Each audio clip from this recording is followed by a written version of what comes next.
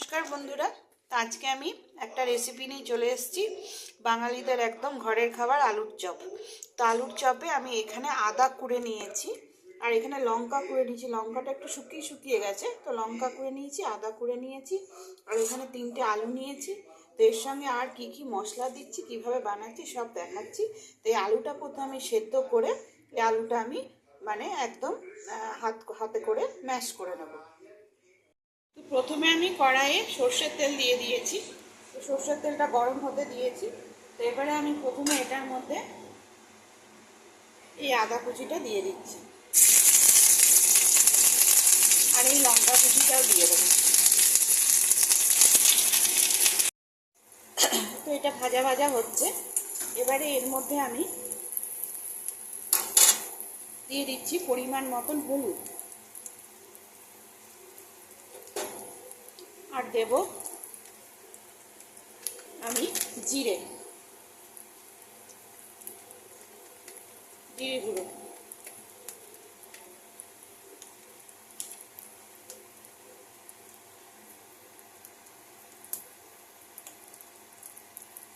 আর দেব পরিমাণ মতন নুন, দিয়ে এটা ভালো করে আবার ভাজা।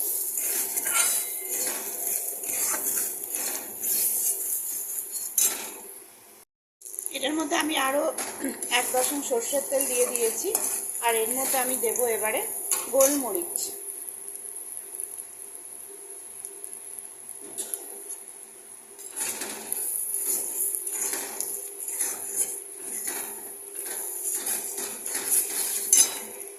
এটা ভাজা হয়ে গেছে, এবার আমি গ্যাসটা অফ করে দিচ্ছি, আর এখানে আমি আলুটা ম্যাশ করে রেখেছি, এই আলুটা আমি দিয়ে দেবো এটার মধ্যে।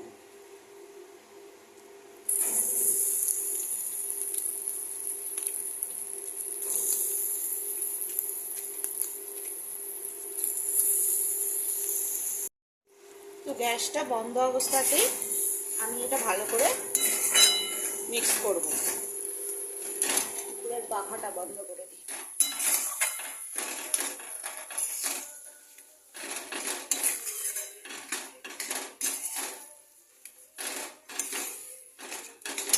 আর এর মধ্যে আমি দিয়ে দেবো ধনে পাতাগুলো।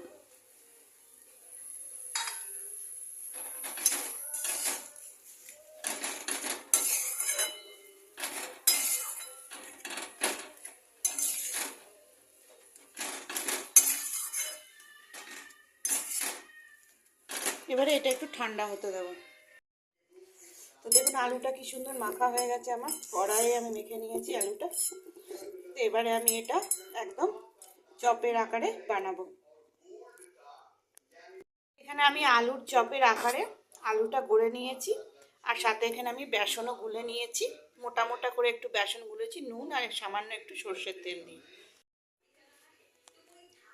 তো এবারে আমি এখান থেকে একটা আলু নিলাম, নিয়ে আমি এইভাবে এটার মধ্যে লাগিয়ে, এইভাবে নিয়ে আমি এখানে সর্ষের তেল বসিয়ে দিয়েছি। ব্যাস, এবারে এটা দিয়ে দেবো।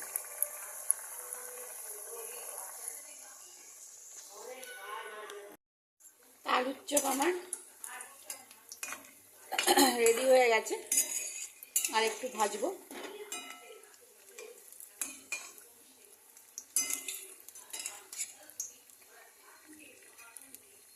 এইভাবে সবগুলো ভেজে নেব।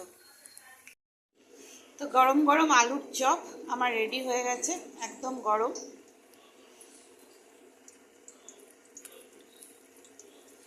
একদম গরম ধোয়া ওঠা আলুর চপ। তো কেমন লাগছে আমার এই রেসিপিগুলো, আমাকে প্লিজ সাবস্ক্রাইব করুন, শেয়ার করুন, আর ভালো লাগলে একটা লাইক করবেন। তো আজকের মতন এতটাই।